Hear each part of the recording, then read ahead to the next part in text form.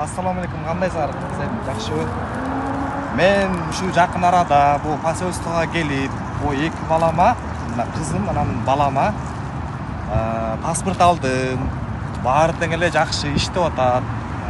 Эч мындай элдерди жаман кабыл албай эле, бат-баттан эле кабыл алып, жакшынакай эле паспорттарын берип атат. Мына алдым, мен эки паспорт алдым, кызым менен балама алдым. Посольство жакшы эле иштеп атат. Анан өзүм дагы паспорт алдым жакын арада.